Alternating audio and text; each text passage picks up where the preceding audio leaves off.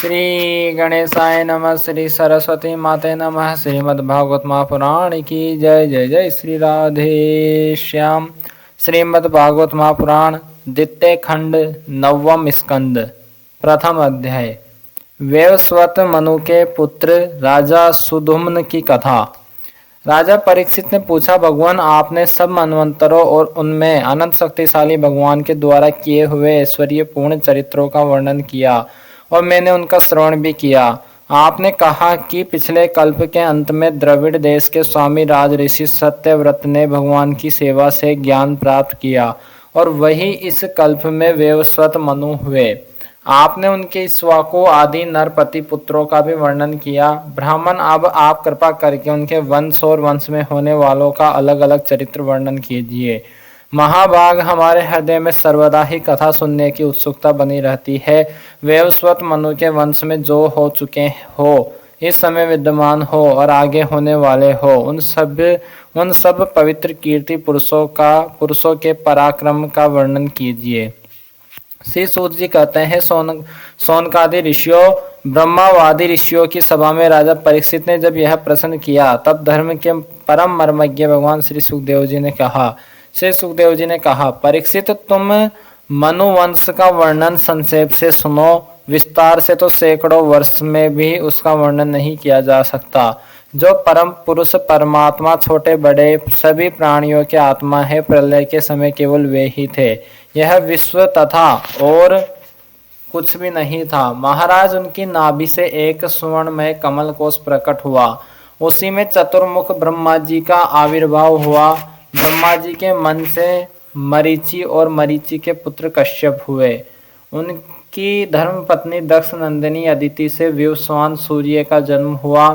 विवस्वान की संज्ञा नामक पत्नी से श्राद्ध देव मनु का जन्म हुआ। परीक्षित, परम मनस्वी राजा श्राद्ध देव ने अपनी पत्नी श्रद्धा के गर्भ से 10 पुत्र उत्पन्न किए। उनके नाम थे इक्ष्वाकु, नर्ग, शर्याति, दिष्ट, धृष्ट, करुष, नरिशंत, प्रसद्र, नभग और कवि। वैवस्वत मनु पहले संतानहीन थे। उस समय सर्वसमर्थ भगवान वशिष्ठ ने उन्हें संतान प्राप्ति कराने के लिए मित्रावरुण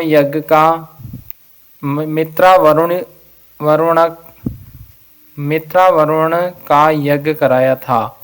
यज्ञ के आरंभ में केवल दूध पीकर रहने वाली वैवस्वत मनु की धर्म पत्नी श्रद्धा ने अपने होता के पास जाकर प्रणाम पूर्वक याचना की कि मुझे कन्या प्राप्त हो। तब अध्वर्यु की प्रेरणा से होता बने हुए ब्राह्मणों ने श्रद्धा के कथन का स्मरण करके एकाग्र चित्त से वसट कारक का उच्चारण करते हुए यज्ञ कुंड में आहुति दी। जब होता ने इस प्रकार विपरीत कर्म किया, तब यज्ञ के फलस्वरूप पुत्र के स्थान पर इला नाम की कन्या हुई। उसे देखकर श्राद्ध देव मनु का मन कुछ विशेष प्रसन्न नहीं हुआ। उन्होंने अपने गुरु वशिष्ठ जी से कहा, भगवान, आप लोग तो ब्रह्मवादी है, आपका कर्म इस प्रकार विपरीत फल देने वाला कैसे हो गया? अरे, यह तो बड़े दुख की बात है। वैदिक कर्म का ऐसा विपरीत फल तो कभी नहीं होना चाहिए।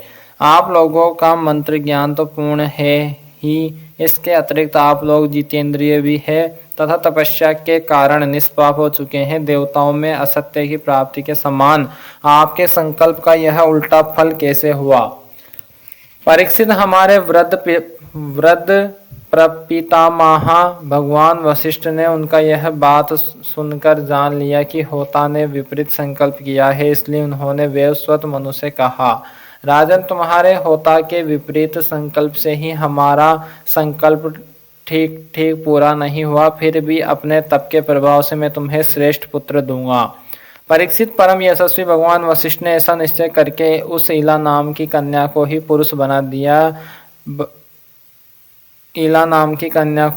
बना देने के लिए पुरुषोत्तम भगवान नारायण की स्तुति की। सर्वशक्तिमान भगवान श्री हरि ने संतुष्ट होकर उन्हें मुंह मांगा वर दिया, जिसके प्रभाव से वह कन्या ही सुधुम्न नामक श्रेष्ठ पुत्र बन गई।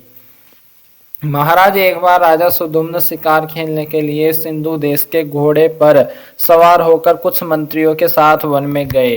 वीर सुदुम्न कवच पहनकर और हाथ में सुंदर धनुष एवं अत्यंत अद्भुत बाण लेकर हरिणों का पीछा करते हुए उत्तर दिशा में बहुत आगे बढ़ गए। अंत में सुदुम्न मेरु पर्वत की तलहटी के एक वन में चले गए। उस वन में भगवान शंकर पार्वती के साथ विहार करते रहते हैं। उसमें प्रवेश करते ही वीरवर सुदुम्न ने देखा कि मैं स्त्री हो गया हूँ और घोड़ा घोड़ी हो गया है। परीक्षित साथ ही उनके सभी अनुचरों ने भी अपने को स्त्री रूप में देखा। वे सब एक दूसरे का मुंह देखने लगे। उनका चित्त बहुत उदास हो गया। राजा परीक्षित ने पूछा, भगवान, उस भूखंड में ऐसा विचित्र गुण कैसे आ गया? किसने उसे ऐसा बना दिया था? आप कृपा कर हमारे इस प्रश्न का उत्तर दीजिए, क्योंकि हमें बड़ा कौतूहल हो रहा है। श्री सुखदेव जी ने कहा, परीक्षित, एक दिन भगवान शंकर का दर्शन करने के लिए बड़े बड़े व्रतधारी ऋषि अपने तेज से दिशाओं का अंधकार मिटाते हुए उस वन में गए। उस समय अंबिका देवी वस्त्रहीन थी। ऋषियों को सहसा आया देख वे अत्यंत लज्जित हो गई। झटपट उन्होंने भगवान शंकर की गोद से उठकर वस्त्र धारण कर लिया। ऋषियों ने भी देखा कि भगवान गौरी शंकर इस समय विहार कर रहे हैं, इसलिए वहां से लौटकर वे भगवान नर नारायण के आश्रम पर चले गए। उस समय भगवान शंकर ने अपने प्रिया भगवती अंबिका को प्रसन्न करने के लिए कहा कि मेरे सिवा जो भी पुरुष इस स्थान में प्रवेश करेगा वही स्त्री हो जाएगा। परीक्षित, तभी से पुरुष उस स्थान में प्रवेश नहीं कर सकते। अब सुदुम्न स्त्री हो गए थे, इसलिए वे अपनी स्त्री बने हुए अनुचरों के साथ एक वन से दूसरे वन में विचरने लगे। उस समय शक्तिशाली बुद्ध ने देखा कि मेरे आश्रम के पास ही बहुत सी स्त्रियों से घिरी हुई एक सुंदरी स्त्री विचर रही है। उन्होंने इच्छा की कि यह मुझे प्राप्त हो जाए। उस सुंदरी स्त्री ने भी चंद्र कुमार बुद्ध को पति बनाना चाहा। इस पर बुद्ध ने उसके गर्भ से पुरुरवा नामक पुत्र उत्पन्न किया। इस प्रकार मनु पुत्र राजा सुदुम्न स्त्री हो गए। ऐसा सुनते ही कि उन्होंने उस अवस्था में अपने कुल पुरोहित वशिष्ठ जी का स्मरण किया। सुदुम्न की यह दशा देखकर वशिष्ठ जी के हृदय में कृपावश अत्यंत पीड़ा हुई। उन्होंने सुदुम्न को पुनः पुरुष बना देने के लिए भगवान शंकर की आराधना की। भगवान शंकर वशिष्ठ जी पर प्रसन्न हुए। परीक्षित, उन्होंने उनकी अभिलाषा पूर्ण करने के लिए अपनी वाणी को सत्य रखते हुए यह बात कही, वशिष्ठ, तुम्हारा यह यजमान 1 महीने तक पुरुष रहेगा और 1 महीने तक स्त्री। इस व्यवस्था से सुदुम्न इच्छानुसार पृथ्वी का पालन करे। इस प्रकार वशिष्ठ जी के अनुग्रह से व्यवस्था पूर्वक अभिष्ट पुरुषत्व लाभ करके सुदुम्न पृथ्वी का पालन करने लगे, परंतु प्रजा उनका अभिनंदन नहीं करती थी। उनके 3 पुत्र हुए, उत्कल, गए और विमल। परीक्षित, वे सभी दक्षिणापथ के राजा हुए। बहुत दिनों के बाद वृद्धावस्था आने पर प्रतिष्ठान नगरी के अधिपति सुदुम्न ने अपने पुत्र पुरुरवा को राज्य दे दिया और स्वयं तपस्या करने के लिए वन की यात्रा की। अथ द्वितीयो अध्याय। दूसरा अध्याय, प्रसद आदि मनु के 5 पुत्रों का वंश। श्री सुखदेव जी कहते हैं, परीक्षित, इस प्रकार जब सुदुम्न तपस्या करने के लिए वन में चले गए, तब विवस्वत मनु ने पुत्र की कामना से यमुना के तट पर 100 वर्ष तक तपस्या की। इसके बाद उन्होंने संतान के लिए सर्वशक्तिमान भगवान श्री हरि की आराधना की और अपने ही समान 10 पुत्र प्राप्त किए, जिनमें सबसे बड़े इक्ष्वाकु थे। उन मनुपुत्रों में से एक का नाम था प्रसद। गुरु वशिष्ठ जी ने उसे गायों की रक्षा में नियुक्त कर रखा था, अतः वह रात्रि के समय बड़ी सावधानी से वीरासन से बैठा रहता और गायों की रक्षा करता। एक दिन रात में वर्षा हो रही थी। उस समय गायों के झुंड में एक बाघ घुस आया। उससे डरकर सोई हुई गौएं उठ खड़ी हुई। वे गौशाला में ही इधर उधर भागने लगी। बलवान बाघ ने एक गाय को पकड़ लिया। वह अत्यंत भयभीत होकर चिल्लाने लगी।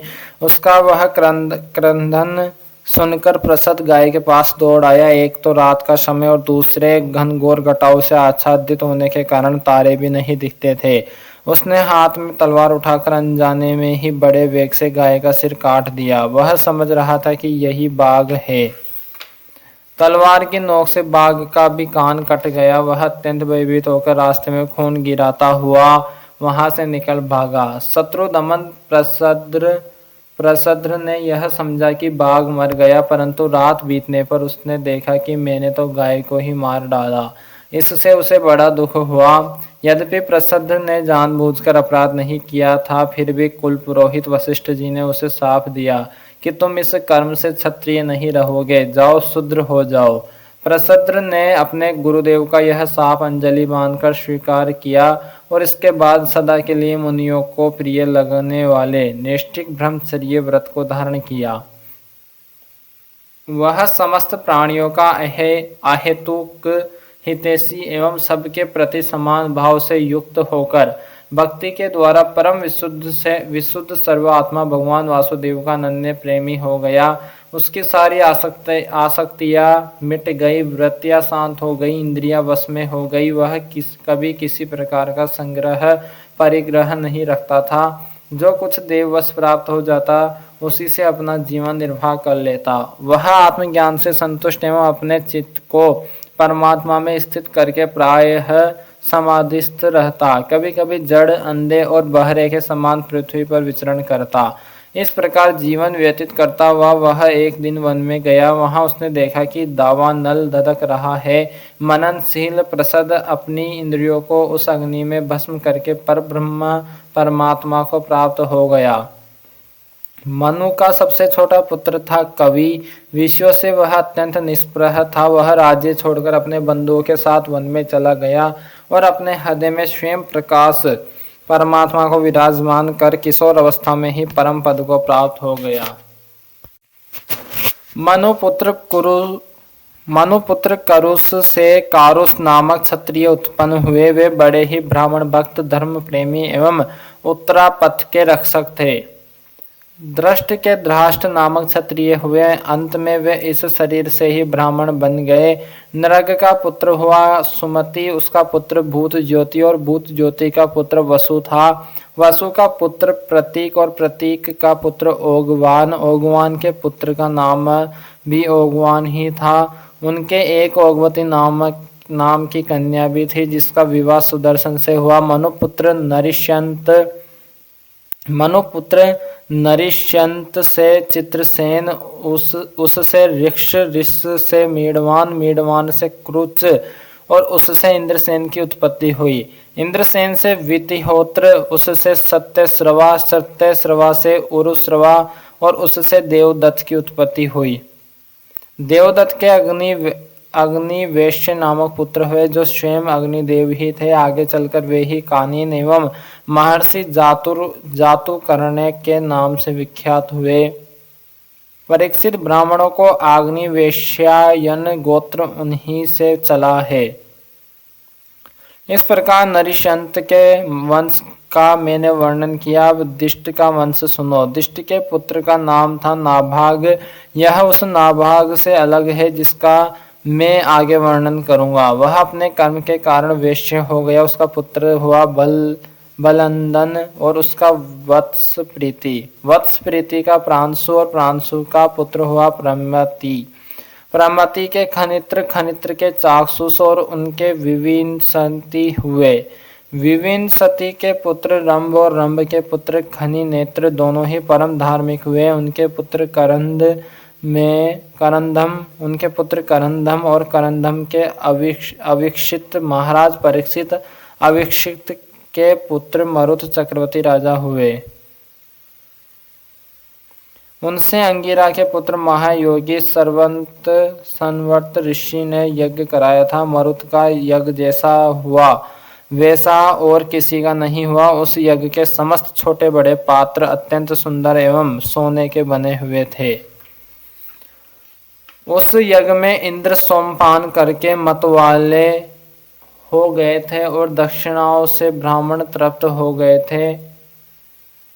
उसमें परसने वाले थे मरुदगण और विश्वदेव सभासद थे। मरुत के पुत्र का नाम था दम से राज्यवर्धन, उससे सुद्रति और सुद्रति से नर नामक पुत्र की उत्पत्ति हुई। नर से केवल से बंधुमान से वेगवान से बंधु और बंधु से राजा तृणबिंदु का जन्म हुआ। तृणबिंदु आदर्श गुणों के भंडार थे। अप्सराओं में श्रेष्ठ अलुम्बुसा देवी ने उनको वरण किया, जिससे उनके कई पुत्र और इड़वीड़ा नाम की एक कन्या उत्पन्न हुई। मुनिवर विश्रवा ने अपने योगेश्वर पिता पुलस्त्य जी से उत्तम विद्या प्राप्त करके इडविड़ा के गर्भ से लोकपाल कुबेर को पुत्र रूप में उत्पन्न किया। महाराज तृण बिंदु के अपने धर्म पत्नी से 3 पुत्र हुए, विशाल, शून्य, बंधु और धूमकेतु। उनमें से राजा विशाल वंशधर हुए और उन्होंने वैशाली नाम की नगरी बसाई। विशाल से हेमचंद्र, हेमचंद्र से ध्रुमाक्ष, ध्रुमाक्ष से संयम और संयम से 2 पुत्र हुए, कृशाश्व और देवज। कृशाश्व के पुत्र का नाम था सोमदत्त। उसने अश्वमेघ यज्ञों के द्वारा यज्ञपति भगवान की आराधना की और योगेश्वर संतों का आश्रय लेकर उत्तम गति प्राप्त की। सोमदत्त का पुत्र हुआ सुमति और सुमति से जन्मे जय। ये सब तृण बिंदु की कीर्ति को बढ़ाने वाले विशाल वंशी राजा हुए। अथ तृतीय अध्याय महर्षि च्यवन और सुकन्या का चरित्र। राजा सरियाती का वंश। श्री सुखदेव जी कहते हैं, परीक्षित मनुपुत्र राजा सरियाती वेदों का निष्ठावान विद्वान था। उसने अंगिरा गोत्र के ऋषियों के यज्ञ में दूसरे दिन का कर्म बतलाया था। उसकी एक कमल लोचना कन्या थी, उसका नाम था सुकन्या। एक दिन राजा सरियाती अपनी कन्या के साथ वन में घूमते घूमते च्यवन ऋषि के आश्रम पर जा पहुंचे। सुकन्या अपनी सखियों के साथ वन में घूम घूमकर वृक्षों का सौंदर्य देख रही थी। उसने एक स्थान पर देखा कि बाम्बी दीमकों की एकत्रित हुई मिट्टी के छेद में से जुगनू की तरह 2 ज्योतियां दिख रही है। विदेव की कुछ ऐसी ही प्रेरणा थी। सुकन्या ने बाल सुलभ चपलता से एक कांटे के द्वारा उन ज्योतियों को भेद दिया। इससे उनमें से बहुत सा खून बह चला। उसी समय राजा सरियाती के सैनिकों का मल मूत्र रुक गया। राजर्षि सरियाती को यह देखकर बड़ा आश्चर्य हुआ। उन्होंने अपने सैनिकों से कहा, अरे तुम लोगों ने कहीं महर्षि च्यवन जी के प्रति कोई अनुचित व्यवहार तो नहीं कर दिया? मुझे तो यह स्पष्ट जान पड़ता है कि हम लोगों में से किसी न किसी ने उनके आश्रम में कोई अनर्थ किया है। तब सुकन्या ने अपने पिता से डरते डरते कहा, पिताजी मैंने कुछ अपराध अवश्य किया है। मैंने अनजाने में 2 ज्योतियों को कांटे से छेद दिया। अपनी कन्या की यह बात सुनकर सरियाती घबरा गए। उन्होंने धीरे धीरे स्तुति करके बाम्बी में छिपे हुए च्यवन मुनि को प्रसन्न किया। तदंतर च्यवन मुनि का अभिप्राय जानकर उन्होंने अपनी कन्या उन्हें समर्पित कर दी और इस संकट से छूटकर बड़ी सावधानी से उनकी अनुमति लेकर वे अपनी राजधानी में चले आए। इधर सुकन्या परम क्रोधी च्यवन मुनि को अपने पति के रूप में प्राप्त करके बड़ी सावधानी से उनकी सेवा करती हुई उन्हें प्रसन्न करने लगी। वह उनकी मनोवृत्ति को जानकर उसके अनुसार ही बर्ताव करती थी। कुछ समय बीत जाने पर उनके आश्रम पर दोनों अश्विनी कुमार आए। च्यवन मुनि ने उनका यथोचित सत्कार किया और कहा कि आप दोनों समर्थ हैं, इसलिए मुझे युवा अवस्था प्रदान कीजिए। मेरा रूप एवं आस्था ऐसी कर दीजिए जिससे युवती स्त्रियां चाहती हैं। मैं जानता हूं कि आप लोग सोमपान के अधिकारी नहीं है, फिर भी मैं आपको यज्ञ में सोम रस का भाग दूंगा। वेद शिरोमणि अश्विनी कुमारों ने महर्षि च्यवन का अभिनंदन करके कहा, ठीक है। और इसके बाद उनसे कहा कि यह सिद्धों के द्वारा बनाया हुआ कुंड है, आप इसमें स्नान कीजिए। च्यवन मुनि के शरीर को बूढ़ापे ने घेर रखा था। सब और नसें दिख रही थी। झुर्रियां पड़ जाने एवं बाल पक जाने के कारण वे देखने में बहुत भद्दे लगते थे। अश्विनी कुमारों ने उन्हें अपने साथ लेकर कुंड में प्रवेश किया। उसी समय कुंड से 3 पुरुष बाहर निकले। वे तीनों ही कमलों की माला, कुंडल और सुंदर वस्त्र पहने एक से मालूम होते थे। वे बड़े ही सुंदर एवं स्त्रियों को प्रिय लगने वाले थे। परम साध्वी सुंदरी सुकन्या ने जब देखा कि ये तीनों ही एक आकृति के साथ सूर्य के समान तेजस्वी है, तब अपने पति को न पहचान कर उसने अश्विनी कुमारों की शरण ली। उसके पतिव्रते से अश्विनी कुमार बहुत संतुष्ट हुए। उन्होंने उसके पति को बतला दिया और फिर च्यवन मुनि से आज्ञा लेकर विमान के द्वारा वे स्वर्ग को चले गए। कुछ समय के बाद यज्ञ करने की इच्छा से राजा सरियाती च्यवन मुनि के आश्रम पर आए। वहां उन्होंने देखा कि उनकी कन्या सुकन्या के पास एक सूर्य के समान तेजस्वी पुरुष बैठा हुआ है। सुकन्या ने उनके चरणों की वंदना की। सरियाती ने उसे आशीर्वाद नहीं दिया और कुछ अप्रसन्न से होकर बोले, दुष्टे, यह तूने क्या किया? क्या तूने सबके वंदनीय चव्यन मुनि को धोखा दे दिया? अवश्य ही तूने उनको बूढ़ा और अपने काम का न समझकर छोड़ दिया, और अब तो इस राह चलते जार पुरुष की सेवा कर रही है। तेरा जन्म तो बड़े ऊंचे कुल में हुआ था, यह उल्टी बुद्धि तुझे कैसे प्राप्त हुई? तेरा यह व्यवहार तो कुल में कलंक लगाने वाला है। अरे राम राम, तू निर्लज होकर जार पुरुष की सेवा कर रही है और इस प्रकार अपने पिता और पति दोनों के वंश को घोर नरक में ले जा रही है। राजा सरियाती के इस प्रकार कहने पर पवित्र मुस्कान वाली सुकन्या से मुस्कुराकर कहा, पिताजी, ये आपके जामाता स्वयं भृगुनंदन महर्षि च्यवन है। इसके बाद उसने अपने पिता से महर्षि च्यवन के यौवन और सौंदर्य की प्राप्ति का सारा वृत्तांत कह सुनाया। वह सब सुनकर राजा सरियाती अत्यंत विस्मित हुए। उन्होंने बड़े प्रेम से अपनी पुत्री को गले से लगा लिया। महर्षि च्यवन ने वीर सरियाती से सोम यज्ञ का अनुष्ठान करवाया और सोमपान के अधिकारी न होने पर भी अपने प्रभाव से अश्विनी कुमारों को सोमपान कराया। इंद्र बहुत जल्दी क्रोध कर बैठते हैं, इसलिए उनसे यह सहा न गया। उन्होंने चिढ़कर सरियाती को मारने के लिए वज्र उठाया। महर्षि च्यवन ने वज्र के साथ उनके हाथ को वहीं स्तंभित कर दिया। तब सब देवताओं ने अश्विनी कुमारों को सोम का भाग देना स्वीकार कर लिया। उन लोगों ने वेद होने के कारण पहले अश्विनी कुमारों को सोमपान से बहिष्कार कर रखा था। परीक्षित सरियाती के 3 पुत्र हुए, उत्तान, ब्रही, आनर्त और भूरिशेण। आनर्ती से रेवत हुए। महाराज रेवत ने समुद्र के भीतर कुशस्थली नाम की एक नगरी बसाई थी। उसी में रहकर वे आनर्त आदि देशों का राज्य करते थे। उनके 100 श्रेष्ठ पुत्र थे, जिनमें सबसे बड़े थे कुकुधी। कुकुधी अपनी कन्या रेवती को लेकर उसके लिए वर पूछने के उद्देश्य से ब्रह्मा जी के पास गए। उस समय ब्रह्मलोक का रास्ता ऐसे लोगों के लिए बेरोक टोक था। ब्रह्मलोक में गाने बजाने की धूम मची हुई थी। बातचीत के लिए अवसर न मिलने के कारण वे कुछ क्षण वहीं ठहर गए। उत्सव के अंत में ब्रह्मा जी को नमस्कार करके उन्होंने अपना अभिप्राय निवेदन किया। उनकी बात सुनकर भगवान ब्रह्मा जी ने हंसकर उनसे कहा, महाराज, तुमने अपने मन में जिन लोगों के विषय में सोच रखा था वे सब तो काल के गाल में चले गए। अब उनके पुत्र पौत्र अथवा नातियों की तो बात ही क्या है, गोत्र के नाम भी नहीं सुनाई पड़ते। इस बीच में 27 चतुर्युगी का समय बीत चुका है, इसलिए तुम जाओ। इस समय भगवान नारायण के अंशा अवतार महाबली बलदेव जी पृथ्वी पर विद्यमान है। राजन, उन्हीं नर रत्न को यह कन्या रत्न तुम समर्पित कर दो, जिनके नाम, लीला आदि का श्रवण कीर्तन बड़ा ही पवित्र है। वे ही प्राणियों के जीवन सर्वस्व भगवान पृथ्वी का भार उतारने के लिए अपने अंश से अवतीर्ण हुए हैं। राजा कुकुधी ने ब्रह्मा जी का यह आदेश प्राप्त करके उनके चरणों की वंदना की और अपने नगर में चले आए। उनके वंशजों ने यक्षों की भय से वह नगरी छोड़ दी थी और जहाँ तहाँ यूं ही निवास कर रहे थे। राजा कुकुधी ने अपनी सर्वांग सुंदरी पुत्री परम बलशाली बलराम जी को सौंप दी और स्वयं तपस्या करने के लिए भगवान नर नारायण के आश्रम बद्री वन की ओर चल दिए।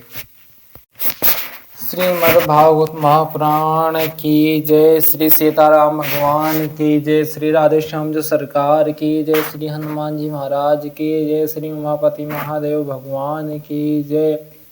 श्री सदगुरुदेव भगवान की जय। अपने अपने माता पिता की जय। श्री वृंदावन बिहारी लाल की जय। लाडली जो सरकार की जय। यमुना मैया की जय। गंगा मैया की जय। श्री वृंदावन धाम की जय। श्रीमद् भागवत महापुराण की जय। श्री सुखदेव जी महाराज की जय।